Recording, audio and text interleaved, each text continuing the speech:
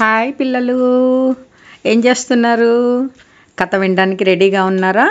సరే, మళ్ళీ ఇప్పుడు ఇంకో కథలోకి వెళ్ళిపోదాం. ఇప్పుడు మీరు 2 దయ్యాల కథలు విన్నారు కదా.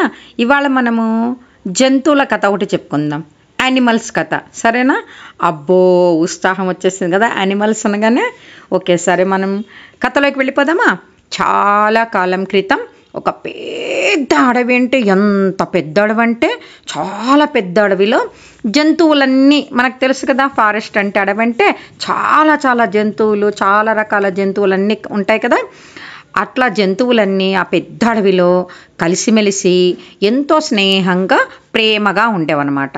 అంటే ఇప్పుడు క్రూర జంతువులు, సాధు జంతువులు. క్రూర జంతువులు అంటే మనకు తెలుసు కదా, ఫాక్స్, తోడేలు, మళ్ళీ నక్క, పులి, చిరుత పులి, సింహము, ఇవన్నీ క్రూర జంతువులు కదా. మళ్ళీ మేకలు, ఆవులు, బర్రెలు, ఇలాంటివన్నీ సాధు జంతువులు కదా. జిరాఫీలు, ఇలాంటివన్నీ. అలాంటి జంతువులన్నీ కూడా అసలు ఒకదాన్ని ఒకటి కొట్టుకోకుండా, తిట్టుకోకుండా, కొట్లాడుకోకుండా చాలా సంతోషంగా ప్రేమగా ఉండేవి. ఎందుకు అంటే అడవికి రాజైన సింహరాజు చాలా చాలా మంచివాడు అవటం చేత అడవిలో జంతువులన్నీ ఎంతో ఆనందంగా, ఏ లోటు లేకుండా జీవిస్తూ ఉండేవి. అడవికి దగ్గరగా ఉన్న రంగాపురం గ్రామంలో ప్రజలందరూ కూడా చాలా ఆనందంగా ఉండేవారు. రంగాపురానికి గ్రామ సర్పంచి, ఆయనే గ్రామ పెద్ద కూడా. ఇప్పుడు మనకి చిన్న చిన్న పల్లెటూళ్ళలో పూర్వకాలంలో ప్రతి గ్రామానికి ఒక సర్పంచి ఉండేవారు అనమాట. అట్లాగే ఈ రంగాపురానికి ఆయన పేరేంటంటే సోమనాథం. ఆయనే సర్పంచి, ఆయనే గ్రామ పెద్ద. అయితే ఏం చేశాడంటే ఆయన చాలా మంచివాడు. అతను తన ఇంట్లో ఒక 4 కుక్కలను, ఒక 2 గండు పిల్లలను పెంచుతూ ఉండేవాడు. ఆయన దగ్గరున్న కుక్కలు చాలా పెద్దవి. మీకు ఎలా చెప్పాలంటే డాబర్మ్యాన్ కుక్కలు ఉంటాయి కదా, అలా అంత పెద్దగా ఉండేవన్నమాట. అయితే ఏం చేసేవాడంటే గ్రామ పెద్ద సోమనాథం రాత్రి 7 గంటలు అవ్వగానే ఆ 4 కుక్కల్ని ఊర్లో వదిలేసేవాడు. ఆ 4 కుక్కలు ఊరికి 4 వైపులా కాపలా కాస్తూ తెల్లవార్లు తిరుగుతూ ఉండేవి ఊరంతా. తెల్లవారగానే మళ్ళీ ఇంటికి వచ్చి హాయిగా పొద్దున్నే తినేసి పడుకుంటూ ఉండేవన్నమాట. ఇప్పుడు ఈ సోమనాథం ఇంట్లో 2 గండు పిల్లల్ని కూడా పెంచుతున్నాడు కదా. నిజంగా చెప్పాలంటే కుక్కకి, పిల్లికి, కోడికి, పిల్లికి, కోడికి, కుక్కకి అసలు పడదు కదా. ఇప్పుడు పిల్లుల్ని చూడగానే కుక్కలు పట్టుకొని చంపేసి తినేస్తాయి. అలాగనే కోడి పిల్లల్ని చూడగానే పిల్లులు కూడా పట్టుకొని తినేస్తాయి. కానీ ఇక్కడ సోమనాథం ఇంట్లో ఈ పెద్ద కుక్కలు, ఈ 2 గండు పిల్లులు ఎంతో ఫ్రెండ్షిప్గా, మంచి స్నేహంగా, చాలా కలిసిమెలిసి ఉండేవన్నమాట. ఇలా రోజులు చాలా ప్రశాంతంగా హాయిగా గడుస్తుండగా ఒకరోజు అర్ధరాత్రి ఊరిలో కాపలా తిరుగుతున్నాయి మన ఈ 4 కుక్కలు ఉన్నాయి కదా, దూరంగా ఒక చిరుత పుల్లి వీళ్ళ గ్రామం వైపు రావటం వాటికి కనిపించింది. వెంటనే 4 కుక్కలు కలిసి 4 వైపుల నుంచి వెళ్ళి దాన్ని తరిమి కొట్టేశాయి. ఇది తెలిసిన గండు పిల్లలు 2 కూడా కుక్కలతో పాటు ఆ రోజు నుంచి ఇంకా రాత్రిపూట ఊరి కాపలా తిరగడానికి తయారైపోయావన్నమాట. ఎలా చేశాయంటే ఆ ఊరి పొలిమేరలో పెద్ద మర్రి చెట్టు ఉంది. అంటే ఊరికి వచ్చే ఎంట్రన్స్లో, అడవికి ఊరికి మధ్యలో కొంచెం ప్లేస్లో పెద్ద మర్రి చెట్టు ఉంది. ఆ చెట్టు మీద ఈ 2 గండు పిల్లలు కూర్చుని అడవి వైపు చూస్తూ ఉన్నాయన్నమాట.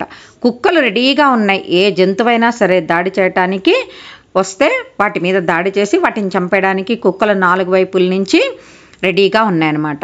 కొద్దిసేపటి తర్వాత ఏమైంది, ఈ గండు పిల్లలు 2 చెప్పాయన్నమాట, అదుగో దూరంగా చిరుతపులి వస్తోంది అని చెప్పాయి.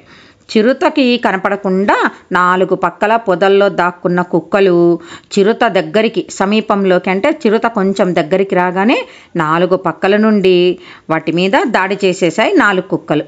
ఈ చెట్టుపై నుంచి 2 గండి పిల్లలు ఉన్నాయి కదా, ఆ చిరుత మీదకి దూకి దాని వీపు మీద కూర్చుని దాన్ని ఇష్టం వచ్చినట్టు 2 వాటి గోళ్లతో రక్కటం మొదలుపెట్టేశాయి. ఈ 6 ధాటికి తట్టుకోలేని ఆ చిరుత ఎలాగో తప్పించుకుని రయ్యమని అడవిలోకి పారిపోయింది. చిరుతకి ఒంటి నిండా చాలా దెబ్బలు తగిలాయన్నమాట. ఆ తర్వాత వారం రోజుల వరకు చిరుత ఇటువైపు రాలేదు. వారం తర్వాత అడవికి ఇంకో వైపు నుంచి, ఇంకో దారిలో నుంచి మెల్లగా గ్రామంలోకి అడుగుపెట్టిన చిరుతకి 4 కుక్కల్లో ఒకటి అక్కడ కనిపించింది.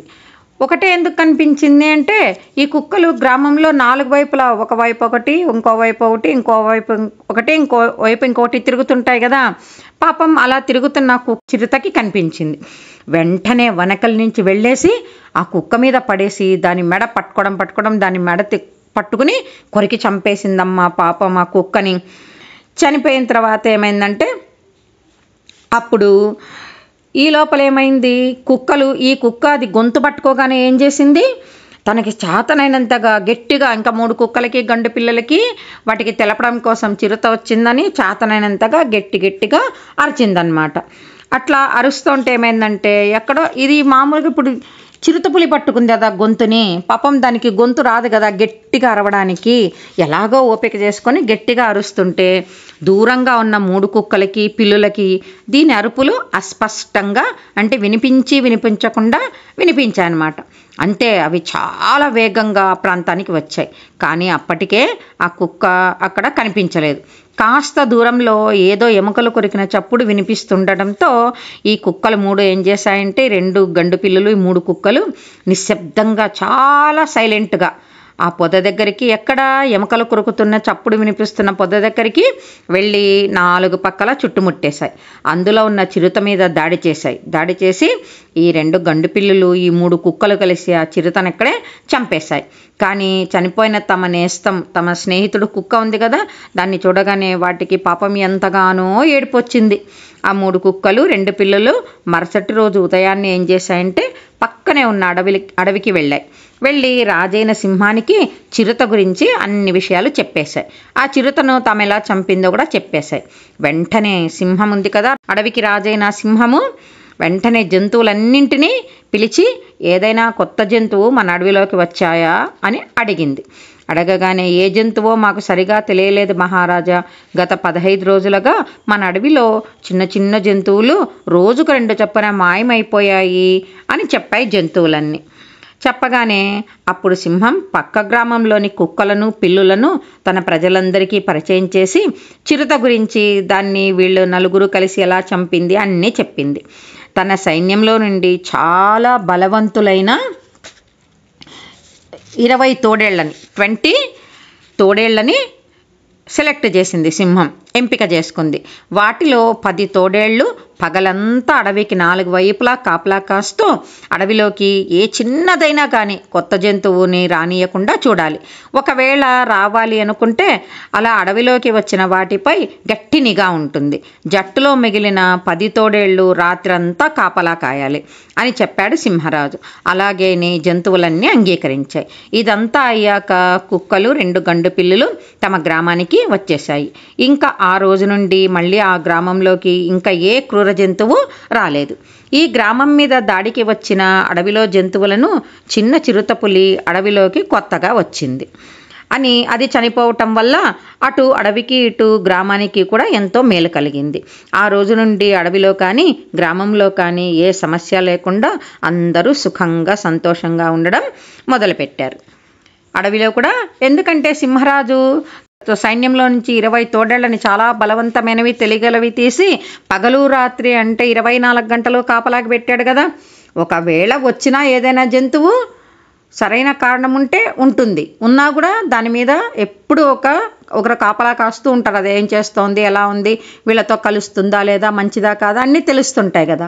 అందుకని ఇటు అడవికి రాజైన సింహరాజు మంచివాడవడం వల్ల, ఇటు రంగాపురంలో గ్రామ పెద్ద సర్పంచ్ అయిన మన సోమనాథం కూడా మంచివాడవడం వల్ల ఆ గ్రామంలో ప్రజలకు కానీ ఇటు అడవిలో ఉన్న జంతువులకి కానీ ఎలాంటి హాని లేకుండా అందరూ సంతోషంగా ఉన్నారు కదా.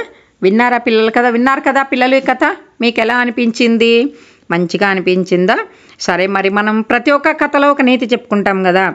ఈ కథ వల్ల మనం ఏం తెలుసుకున్నాము అంటే, అనవసరంగా ఎవరిని బాధించకూడదు, అందరితో కలిసిమెలిసి ప్రేమగా ఉండాలని తెలుసుకున్నాం.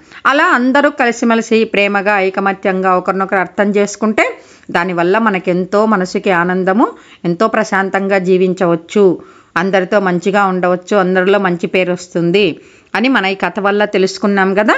సరేనా పిల్లలు? Okay, bye. నేను మళ్ళీ ఇంకో కథతో వస్తాను. ఇంతకీ నేను మీకు ఈ కథ పేరేంటో చెప్పలేదు కదా. ఐకమత్యం అని పెట్టుకుందాం. ఇది చాలా పాత పేరే, కానీ ఇక్కడ అడవిలో జంతువులు, ఇక్కడ రంగాపురంలో వీళ్ళు మన సర్పంచ్ పెంచుకుంటున్న కుక్కలు, ఇవన్నీ ఐకమత్యంగా కలిసిమెలిసి ఉండడం వల్లనే కదా వచ్చిన సమస్యని చాలా సులువుగా పరిష్కరించుకోగలిగినారు. అందుకని ఈ కథకి నేను పాత పేరే పెట్టాను, రా ఐకమత్యము అని. ఓకే పిల్లలు, బాయ్ బాయ్.